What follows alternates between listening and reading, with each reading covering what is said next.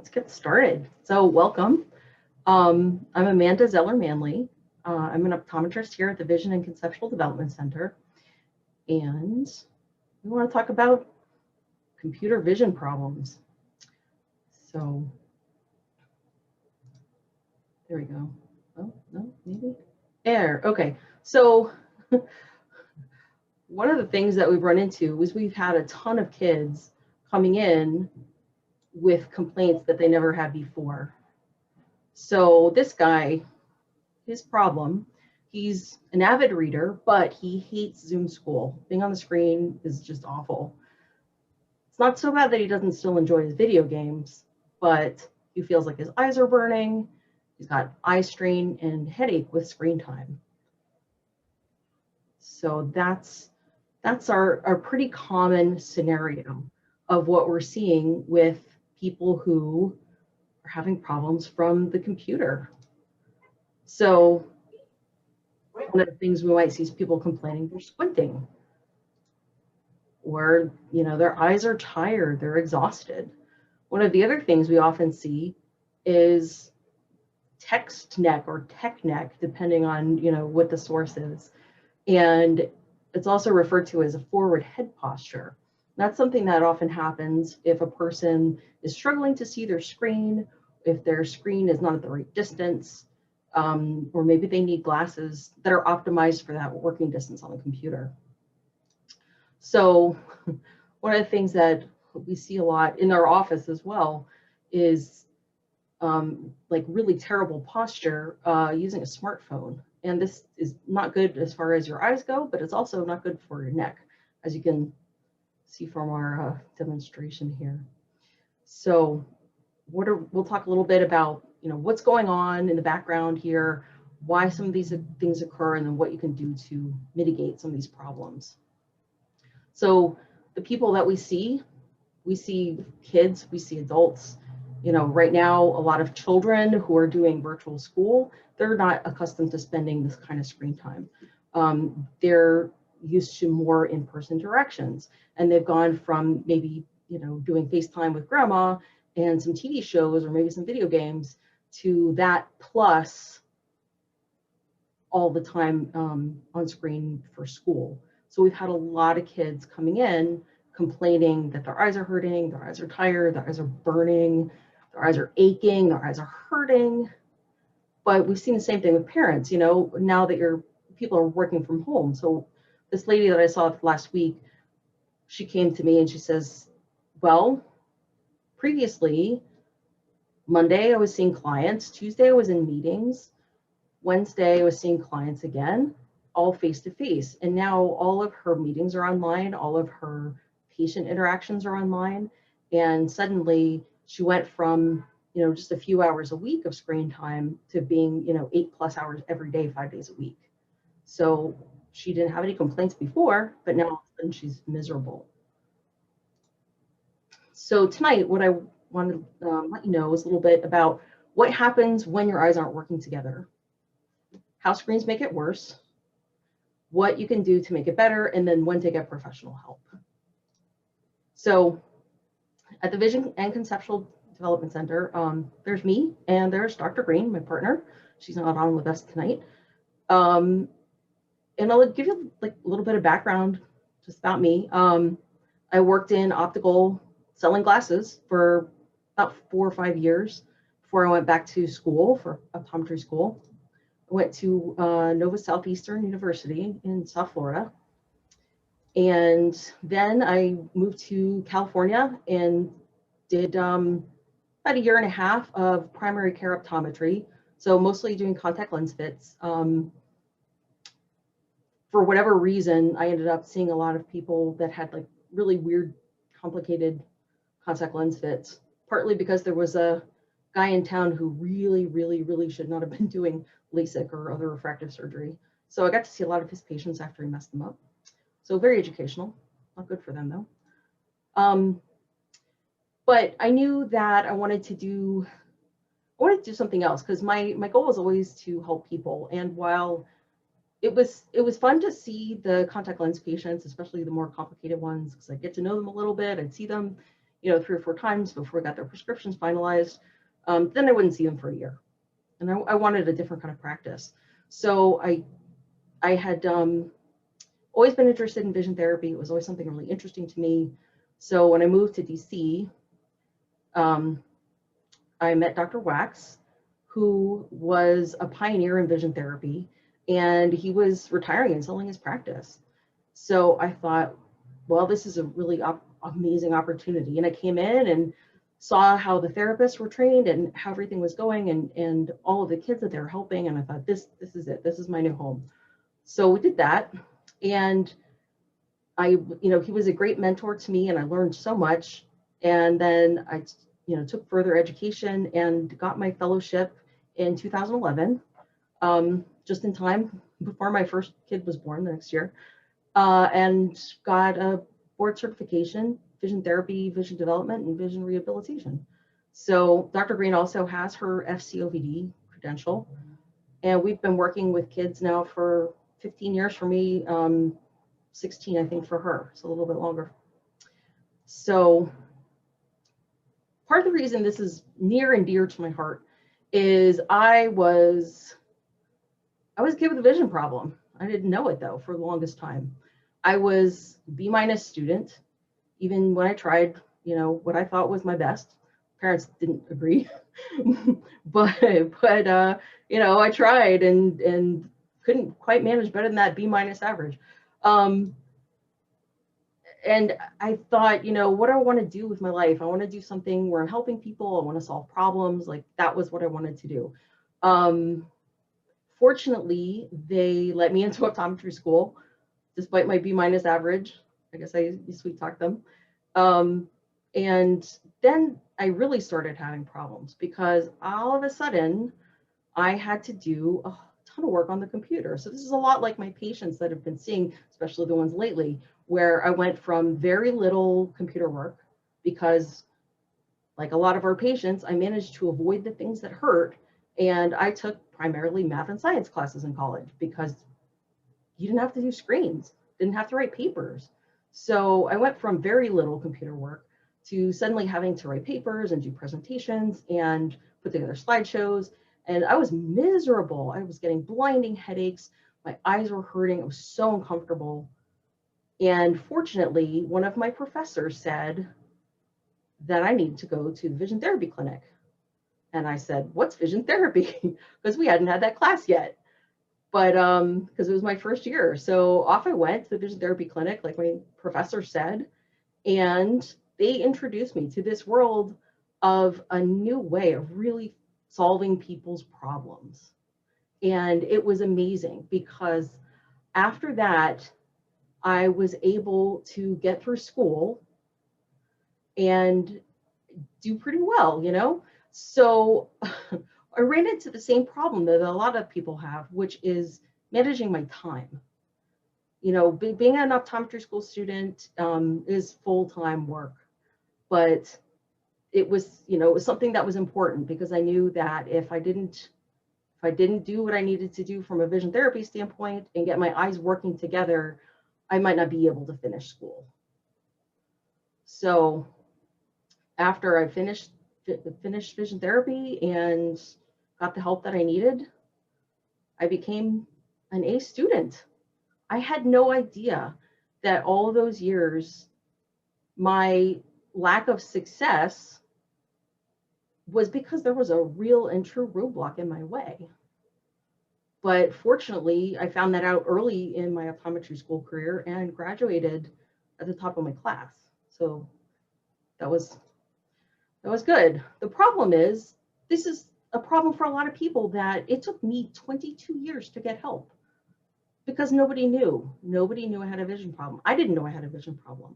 I mean, I know I needed glasses to see the board, but I didn't know that I needed anything else. I didn't know that my eyes weren't working together as a team. So my goal, my motivation has been for kids of this age, just starting out in their academic careers, so that they can do what they want to do and not be blocked by their vision. So the hard way for a lot of my patients is that they're struggling. They're learning how to read. They're struggling with math. They're struggling with a lot of different problems. And often before they come to us, they've gone through tutoring. They've gone through different reading programs like Linda Mood Bell. And, it's heartbreaking to go through something like Linda Mood Bell and spend all that money and then only get a tiny improvement. Whereas if, we see these kids, we fix the underlying problems, and a lot of times then they're able to get what they need out of these kind of programs. A lot of these kids, they already have an IEP, they've got accommodations. A lot of my adult patients already are asking for work accommodations because they're having trouble. Sometimes it's causing stress in the family, it's causing fighting over homework. It can cause a lot of misery, and we don't want that. We want life to be easy, right? So talk about like the 3 keys really tonight. So the first thing is that 20/20 vision is not enough. Everybody hears 20/20 and they think perfect eyesight. The problem is that just means that you can read the small letters on the chart. Doesn't mean anything else. So it doesn't tell you how hard a person is working to see. It doesn't tell you anything about how they function in a real like 3D world environment. All it tells you is about reading that little line of letters at the bottom. And the biggest challenge I think that people run into is children will go through a vision screening at school. They'll go through a vision screening at their pediatrician's office. And if they read the eye chart fine, everybody thinks, okay, well, there's no problem there. But they haven't really had a full vision evaluation to see if maybe there really is a vision problem. So we see that happen a lot. So if a person can read that 20 size print at the bottom, all that really means is that when you're looking at the letters from 20 feet away, you can see what you're supposed to be able to see at 20 feet away. This chart, the Snellen chart, was developed in the 1800s. I think technology's improved and changed a lot since then, but typically in your school screening, in your pediatrician's office, you're just going to see that Snellen chart popped up on the wall. Another thing that doesn't take into consideration is that you don't have to move your eyes very much when you're reading these letters. So it's just one letter at a time. They're spaced widely on the chart, and you don't have to move your eyes very much at all, right? So instead, if you're reading a paragraph, what you'll notice is that as you go across the line, you're landing your eyes multiple times on the words and then having to make a big jump back to the beginning of the sentence. So if those eye movements are not accurate, it can cause a lot of problems. Sometimes what we'll see is an interesting phenomenon, and this is what happened to me actually, is that if a kid is motivated enough when they're learning how to read, they can have pretty terrible eye movements, but still be a good silent reader. And we see this, we have some computerized eye tracking devices that can actually break down what are the movements of the eyes doing. The reason this can happen is that early on in reading, a kid is reading letter or piece of word at a time, or word by word. And when a kid gets to be a fluent reader, they're recognizing the shapes of the words and they're reading chunks of text at any given time. So if a kid is motivated enough and pushes through that early part of the learning to read, they might seem like they're a really accomplished reader, and they might be an accomplished reader as long as the material is not that challenging. But when the material becomes more technical, where they have to slow down and go back more similarly to that word by word type reading, that's where they have problems. And usually you'll see this when a kid is very accomplished reader when they're reading to themselves, but when they have to read out loud, they start stumbling and tripping over words. So yeah, how much your eyes move when you read a paragraph? A lot more. And again, I said this, your eyes are moving from left to right. You have to keep your prints clear and single in order to read what you're trying to read. And then you have to make that big jump to the end, the beginning of the next line, from the end of the first line to the beginning of the next line. So that's another place where we see problems, is that even if kids are managing to do the smaller jumps word to word, when they have to make that bigger jump back to the beginning, they often will land on the wrong line, which obviously can cause a lot of confusion when you're reading. So Snellen, not enough. Doesn't tell us everything we need to know. So what we've seen is it's only going to pick up about 5% of vision problems. It'll pick up the kids that are nearsighted, the ones that are having trouble seeing the board far away. It will pick up the kids who have amblyopia. Amblyopia is a condition where even with glasses, one eye is not going to see as well as the other. There's some other things that go on with that, but that's the main thing that they're going to catch on that eye chart. Problem that we run into is, oh, I've got amblyopia on here twice. Sometimes amblyopia doesn't get caught on the Snellen chart because you get kids that memorize, and it's just the same chart a lot of times. Kids who are farsighted are not going to get picked up on that distance chart, primarily because they can usually focus their eyes well enough to see the things far away, but when they're trying to read things up close at book distance or computer distance, they're having to work so hard to keep those images clear that most of the time, or frequently, they give up and they stop trying. Those are the avoiders. Astigmatism is a type of blurriness that can affect near and far, but it can often be overlooked on the Snellen chart if it's not that severe, but it could be enough to get in the way with intense close work.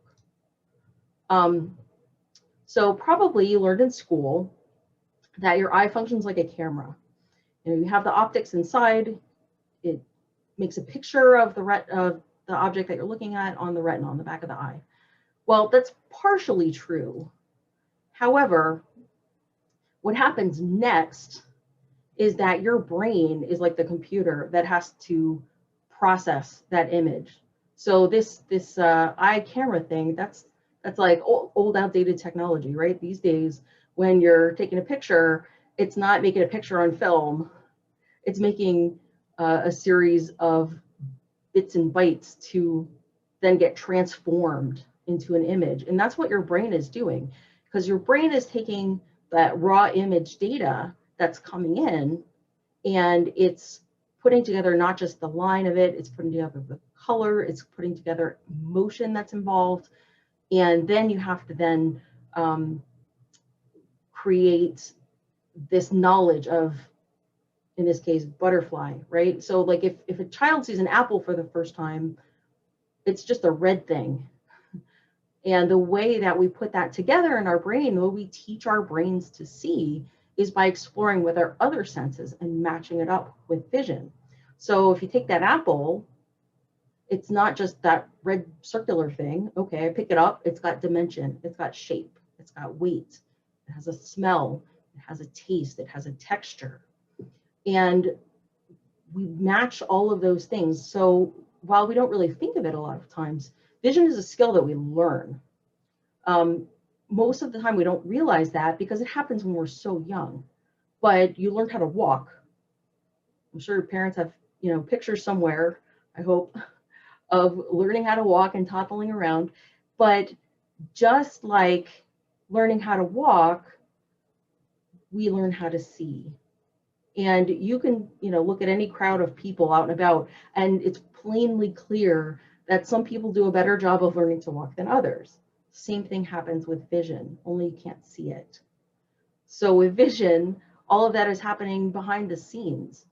And you have at the top level, you'll have your athletes who can picture in their mind exactly where that ball is going to be when they get to the end of the field. Like, that is really well developed visual skills. Most of us are somewhere in the middle, and then some of us are at the lower end and sort of barely functional or not functional. So there are actually at least 17 different skills that we need to learn how to do when we learn vision in order to be functional in school. So the one that's in yellow, that's our central vision, that's that clear sight. That's important for everything. But as you can see, all of these other ones are important too. So controlling the movements of the eyes, being able to focus clearly. There's so many different things that we need to be able to do in order to function at our best.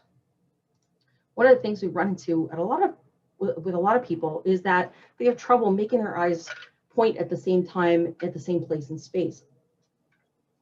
Usually, these are not people who are going to have like an obvious misalignment of the eyes, but when they try to read, turning those eyes inward to see what they're wanting to see, that might be a struggle. And a lot of times what will happen is they'll be able to do it for a little bit, but as they read, they see changes to where the words become jumbled up. So they might start out with eyes aligned together, and then over time, it becomes misaligned. And as you can see when you're reading, if they're mostly aligned, it's not too bad. You can still figure it out. But as the words become less and less aligned, it becomes much more confusing.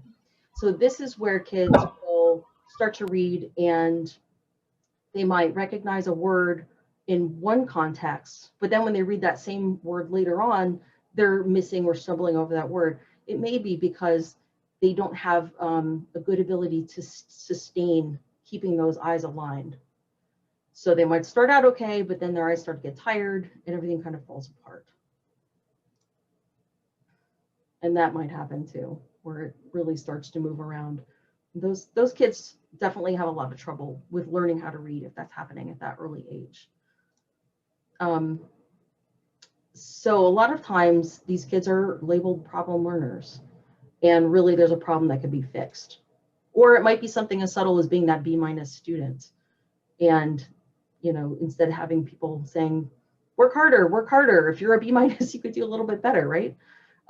So at the end, we'll send out an email to everybody who registered that has like a more comprehensive list of symptoms that go with vision problems, but the most common ones are skipping and rereading lines, having poor reading fluency, poor reading comprehension, taking longer than you would expect for homework, or sometimes avoiding homework altogether.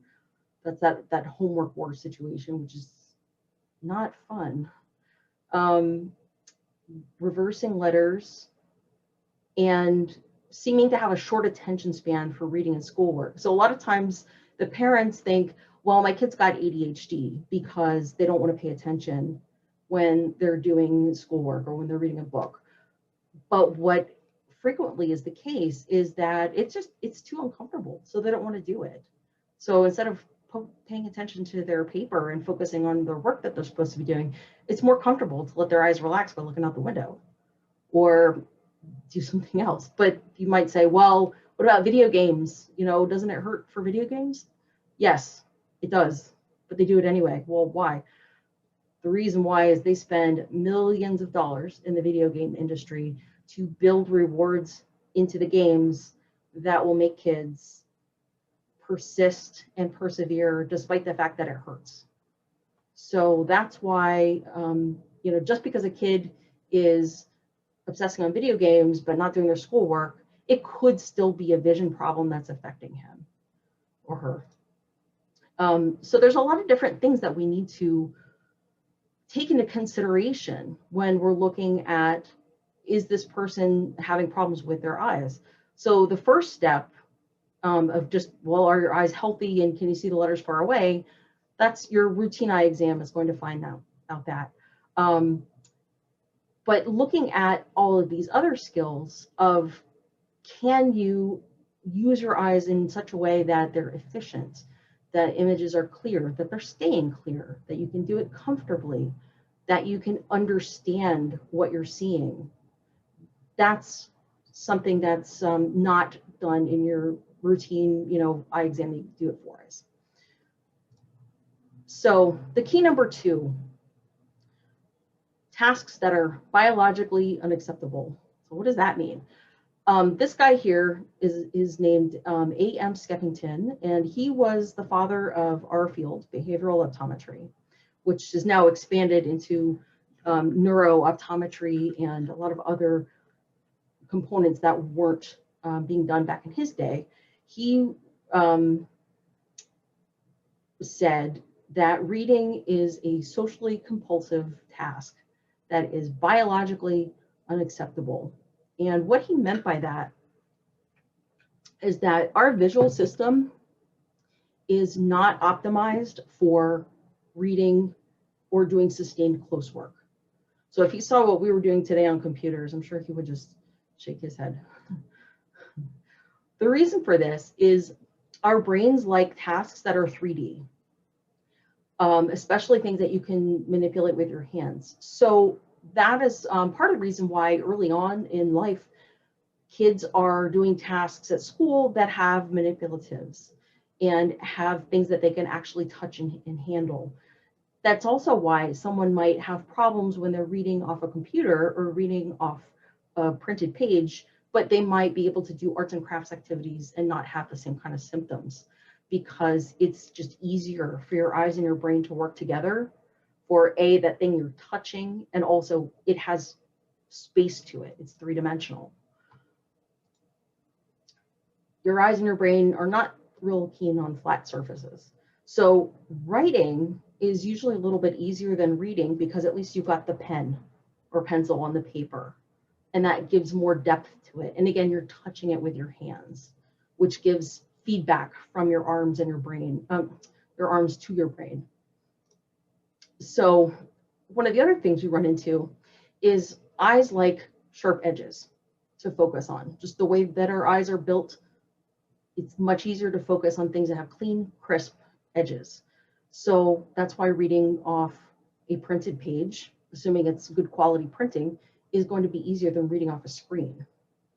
So one of the other problems that you run into with screens is that, so not only are the edges of the letters pixelated when you're reading, they also have, the screens have multiple layers in them. And having that glass on top and then the image underneath is very confusing to the visual system. So what ends up happening is, if you go back to here, the lens of the eye right here, oops, sorry. There we go. The lens of the eye, which is this whitish thing here, is actually controlled by a little muscle. And the focusing happens when that muscle tightens up and changes the shape of the lens so that it can change its focus for near. So when you're looking far away, that little muscle is relaxed. When you're looking up close, that little muscle has to tighten up. So what ends up happening with a screen, because you've got those multiple layers of the screen, so the display is like further down in the the glass, or like where you get the reflection is further up. So you've got this situation where the text is in a different layer, different place in space than the surface of it. And so your eyes are constantly shifting where they're focusing. And when you do that, it's very tiring for your eyes. And that's why a lot of people, even if they're not having problems with printed material, would experience problems on a screen. So one of the other problems that happens is that you've got the backlighting, and that's not normal for things that we view. Everything else in your environment is that you see, you have light reflected off of the object that you're seeing. And in the case of your computer screen, your phone, all of that stuff, the light is actually like being emitted from it right into your eyes. And when that happens, especially over a prolonged period of time, it can cause headaches, it can cause eye strain, and some people can trigger migraines if you're prone to that. So not good. So the last few months, everybody's been on a screen a lot, right? So it's gone up like dramatically compared to like the end of 2019. So from the end of 2019, this is for adults. Some people are on the screen 10 hours a day, you know, between work and fun stuff. And for adults, then it went up to, on average, about 13 and a half hours a day, which is kind of crazy if you think about it. But we're all trapped inside. What else are you going to do but watch TV, right? Speaking of TV versus computers, TVs tend to be a little bit less harsh on the eyes, only because you tend not to sit as close, and you frequently will have a bigger screen. And when you're watching a show, unless you're like reading the subtitles, you're not usually looking quite as intently as, say, reading text or doing spreadsheets. No spreadsheets. Those are killer, right? Those are awful for most people. For kids too, the screen time has just really gone up. So just not only because of school, but now there are fun activities. Some of them aren't happening, or if parents are working from home and you need the kid to get out of your hair, a lot of times they're on the screens. I'm not judging anybody. My kids get too much screen time too, especially over like winter break. On those couple days that were just raining and gross, they had way too much screen time. So there's a lot of media about this. Like, what's going on? Should we worry? Well, maybe. There's some things that can happen that we don't want to have happen. One of the things that can happen is posture can be affected. So if the kid is like slumping back, that might be because their eyes don't want to converge as easily, or come in close to see the thing that they're trying to look at. That might be an issue. If they're having trouble seeing the screen, maybe they need glasses for that close work. They might get too close. That happens for a lot of adults. A lot of times, if you're over 40 and you're starting to lose your near vision, what happens is that your optometrist might prescribe you glasses for reading, or they might prescribe you a multifocal lens. And what ends up happening with that is, if your glasses are prescribed for book distance, they're not quite right for screen distance. And that's when you see, this bottom picture here of leaning in. That's when the glasses are more like book distance optimized. And we don't do this noticeably. Usually we don't even realize this is happening. A lot of times with our adults as well, if they're in that progressive style lens, the part that's set for computer distance tends to be really small, and it's below eye level. So especially if your screen is set up too high, then you see people tipping their head up to look through the right part of the lens to see clearly, but it's going to give them problems with their neck. So we have a lot of people that all we really need to do is get a pair of glasses that's optimized for that distance that they're using their screen. And that will solve their problems for a lot of people that I've seen lately. So that's an easy fix. Hang on, the computer's been a little weird here. There we go. One of the other things that we worry about with our kids is an increase in nearsightedness. And this was a concern even prior to COVID, was that because kids are on screens a lot, that the risk of nearsightedness is going up. And one of the things that happens because of that is that, especially when kids are on smartphones or tablets, a lot of times they're holding the material that they're looking at a much closer distance than you would want them to. So actually, I should have put a picture in here for you, but I forgot to. The ideal distance that you read at is going to vary a little bit depending on how tall you are and how long your arms are. Because if you put your knuckle up to your eye, that elbow distance away, that's pretty much your optimal reading distance. And most people will notice that as long as they can see clearly, that's about where they would typically hold a book. When kids are on smartphones, when they're on tablets, or any kind of small handheld devices, not just kids, adults do this too, but myopia increases more with kids. We tend to hold it closer. We don't do it on purpose, but we tend to hold it closer. One of the other things that is a problem with that increase in myopia that we see is that newer research has shown that even smaller amounts of myopia are correlated with all kinds of problems later in life. So when I was in school, it's 15 years ago, it's not that long ago, right? We were really told that, well, as long as you're less than a -6, it's really not that big a deal.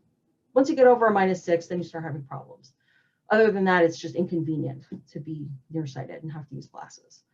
But what the research has shown us recently is that it's more of a sliding scale of risk. So there's a higher risk of glaucoma later in life. There's a higher risk of retinal detachment. There's a higher risk of other retinal disease with myopia. So that's something we definitely want to prevent. There have also been some smaller studies. They haven't had as many patients where they've seen this, but they have seen this. This is, again, this is, you know, prior to COVID. So who knows what it would be like since everybody's been, you know, inside for the last, what, 10 months now, is esotropia from prolonged use of a smartphone. This case that's listed here, it was a small study. It was only 12 cases, 12 kids in the study, but they developed esotropia after using a phone for a prolonged period of time. And that's esotropia, is when the eye is turned in. So if your eye is turned in and then you go to look at things far away, everything's going to be double. So that's not good. And they said in the study that some of the kids, after they completely like took away their phones, went back to normal, but most of them did not, and it just stayed that way. So I guess that's the only time when that story is true of like when you make that face, it's going to stick. Not usually true, but in rare cases, I guess. So what do we want to do here? So system optimization and the right tools will give you success. So what do I mean by that? Number one, you want your visual system working as best as you can get it. If your visual system is already working within a normal range, but you're giving it something to do that it's not really meant to do, like be on a screen for 13 hours a day, you're probably gonna have problems. In a lot of those cases, if the organism, the person, like their visual system works pretty well otherwise, sometimes it's just glasses that can fix the problem. And they get some glasses that are, again, optimized for that working distance of the computer. They're good as can be, the problems go away, they're fine. Other times, we need to improve the visual system itself in order to function. And one of the things that we see is that the amount of, not even including, you know, this year with the COVID, but even prior to that, the amount of time that kids spend on screens has just gone up and up and up. I mean, the reason that I didn't have any problems till grad school was probably because, I mean, we had a Commodore 64 hooked up to the one TV in the house. I think I played video games on it, you know, 40 minutes a week at most. It's spread out in multiple sessions. I mean, when it takes 5 minutes for your game to load, it's not that enticing. But these days, like even since, you know, the younger folks here were kids, like it's changed so much in the last 10 years, and then even more in this past year. So what would have been good enough when I was a kid is no longer good enough. So a you know, barely normal, based on all of our literature findings, like a kid that was barely normal back in the day, like these days, that kid's going to be miserable. We need, you know, we need a more robust visual system. So some of the things that we can do to be more comfortable, especially for our kids, when, you know, when we can, read off paper instead of a screen. That's, you know, not always feasible, but when it is, paper is better. Compared to using like reading off of an iPad or reading off your phone, a lot of times people will be more comfortable reading off a Kindle device that is the e-ink, not the tablet one, the one that's like the black and white. That kind of is the best of both worlds for someone who likes to read, because you can increase the font size and you can make some other adjustments to it. You can even reverse the contrast so that it's white on a black background, which can be more comfortable for a lot of people. And even the ones that have lights in them, they're not emitting it from the screen, they're lighting it from the side. So that can be a good tool for a lot of people. Like I said, reversing the contrast, like my screen is right now, the white on the black background, that can be a lot more comfortable for a lot of people. Not everybody's going to like that. Some people don't feel really comfortable with that at all. But most of our devices these days have a reader mode or a reader view. Chrome has an extension for that.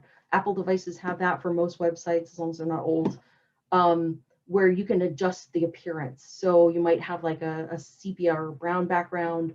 There's a lot of different things that you can do to make your screen more comfortable to look at. So I definitely recommend people make those adjustments and see if any of those things help. One of the other things that can make a big difference is considering, well, what is my lighting situation when I'm reading? I see a lot of people that, especially kids, because they don't pay attention, they've got the brightness like really cranked up on their screen, or maybe they're watching, you know, a TV show or a movie where it's a dark background and you need to crank it up to be able to see, but then they switch and they're doing something else, and now they really don't need it to be that bright. If you're not outside on a bright day or in a really brightly lit room, you're usually going to feel better by decreasing the brightness of the screen. The other thing to sort of be mindful of is that if you're, you know, reading in bed at night, you definitely want to decrease the brightness of the screen. And most devices that you know, are out and about these days have programs built into the settings of how to make those adjustments. And you know, my phone is an iPhone, so I know inside the settings in the what do you call it? The accessibility functions, it also has other filters that you can put on to adjust the color. You can adjust like an extra filter to make it even dimmer than the normal dimmer screen. There's like a lot of different things that you can do, and you can Google that stuff of like how to do it. But that can make a really big difference in terms of comfort. I mean, I know for example, like my husband, his phone is like, he puts it way too bright, and sometimes we'll be like getting ready for bed, it's kind of dim, and he's like, oh, here, look at this. I'm like, no, it's like the sun. So yeah, don't do that. Another thing to take into consideration is like the placement. So again, you know, a lot of us read on our phone because it's convenient. It's in your pocket. It's always there. I do that too. But be mindful of like where you hold that phone. So just like our guy with his head falling off in the beginning, if your head is tipped down to look at your screen, it's going to mess up your neck. We don't want that. Especially the older we get, the more we're going to feel it. So, and with our kids, like I've gone into our waiting room and seen a kid like with his head like completely bent down, like thinking, how is he even breathing? It's like with a baby, right? You can't let them do that with their head because they'll stop breathing. It's terrible for your neck. It's not for your, but it's terrible for your neck. So we want to keep the screen put up. So put it on a stand, you know, stack it up on some books. Like there's lots of things you can do, get creative, but you want your screen to be like just below eye level. And that's going to cause the least amount of eye strain. So with a smaller device, you know, use a stand, prop it up, or the laptop even, prop it up. For a lot of my patients that the laptop is their main computer, like prop it up and get an external keyboard. So you can get one for, you know, $30 these days that you can use at a keyboard height, and now you've got your screen at the appropriate height to be able to see. Also, you know, kids, a lot of times I'll see them like on the couch, or they're like in their bed or something like that. Like that's not ideal, especially for anything that requires serious looking. So if they're going to be doing schoolwork, if they're going to be on the computer for any length of time, you really want to have them set up so that their feet are well supported on the floor, and that's going to improve their posture as well. And also, you don't want your arms bent too much while you're typing, because that will cause other neck and back issues as well as arm issues. So from the eye standpoint, you also want to take breaks. So remember I said that your focusing of your eyes is that little bitty muscle inside the eye. Well, when you're looking at a close distance, you know, even if your screen is, you know, at arm's length or a little bit beyond, you're still putting focusing effort in, and that muscle has tension on it. And just like when you go on a long car trip and you get out and you're stiff, or you're sitting at your computer too long and you get up and you're stiff, the same thing happens with that little muscle inside the eyes. it stiffens up and gets tight. And that's part of the reason why that drives that increase in myopia is it has to do with that the focusing muscle of the eye. With adults, usually we just get really uncomfortable. So you want to take a break. Try, rule of thumb is the 20-20-20 rule. Like every 20 minutes, try to look at least 20 feet away, like out the window, something like that, for at least 20 seconds. Set a timer and make sure to do that. I mean, it doesn't take long to take that break, but it really makes a big difference. A lot of times keeping your water on your desk is going to help because that'll build in breaks for you. And I really encourage everybody to get outside as much as you can. Usually like early in the day is usually a good time to do it, or after you've been working on the computer a long time. On your own devices, like I mentioned, there's screen dimming software built into most devices these days. There are some additional ones that you can use. There are like physical screen protectors that have blue light protection built in. On your glasses, there are blue light filters that you can get put on as a coating. And if you have like an older machine that doesn't have the screen dimming night mode already built in, you can download Flux, which is free. It's getflux.com, I think. And that works great, and that you can set it to whichever dimness you want. It warms the screen as you get towards evening. Color Veil is another one. I haven't used this one, but Dr. Green has, and she really likes it. That one is not free. So this is just an idea of like how you want to be set up. Feet on the floor, elbows approximately 90 degrees. Stack up your books to bring up your laptop if that's how you're using it. So we definitely don't want this to be like this guy with his forward head posture.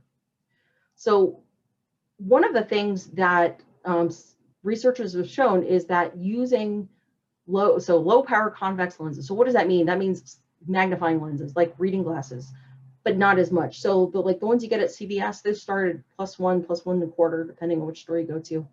A lot of times we'll put people in glasses that are 0.25, 0.5. So they're much lower power than what you could get over the counter. And it's enough to take the stress off the visual system.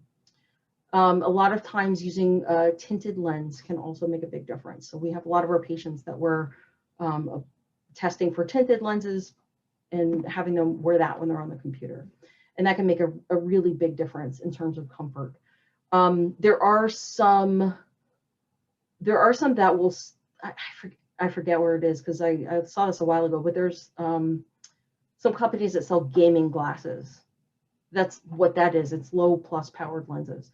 The other thing to keep in mind is that glasses that you buy at CVS or something like that over the counter are not going to be as good quality as like an optical quality lens. So one that's actually cut and made for you. The way that they're produced is different, and the ones that are from CVS have a lot of aberrations in them, like flaws in the lens, like waviness in the lens, stuff like that.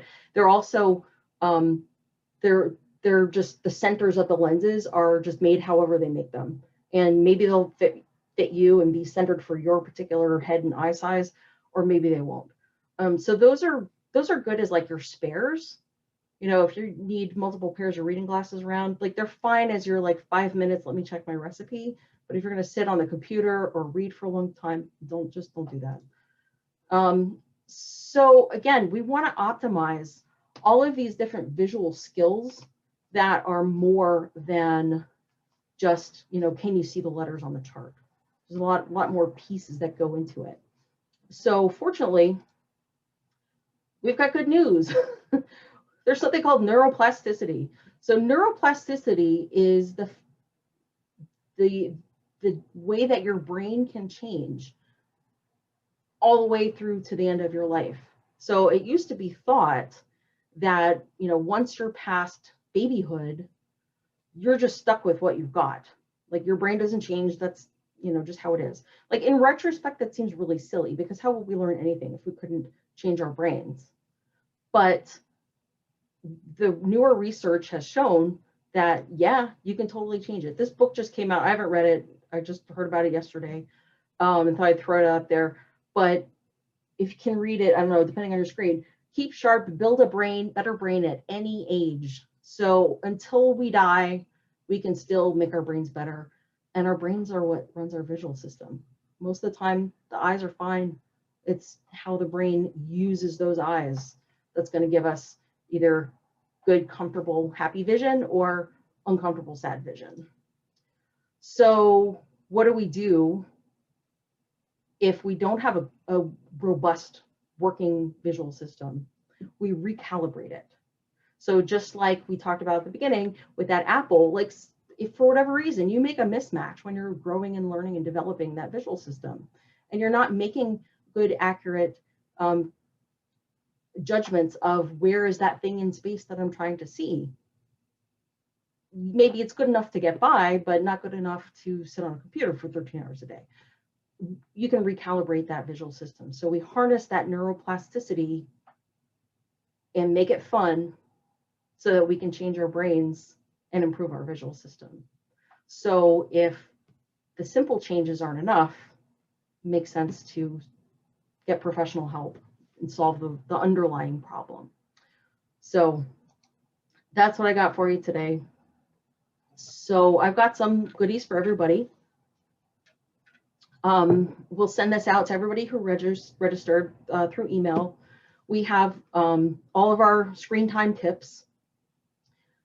We also have a discount code for a comprehensive evaluation, a visual cognitive evaluation, which covers all of those different aspects of the visual system, including how you think about what you see and how you understand what you see. Like I said, the comprehensive vision quiz that has all of the different symptoms that you might be curious about. And then I'll send out the replay and the slides. So you can share this with anybody you want. You know, you can share the discount code with anybody that you want. We're just happy to help. So, and if anybody has questions, now is the time. Good to see you, Kathy. And yeah, the backlit. Okay, so there was a question of are older liquid crystal screens easier? They're actually usually worse because the edges are usually more blurry. So, and they also tend to have a flicker. Those newer screens are actually a lot better than the older screens.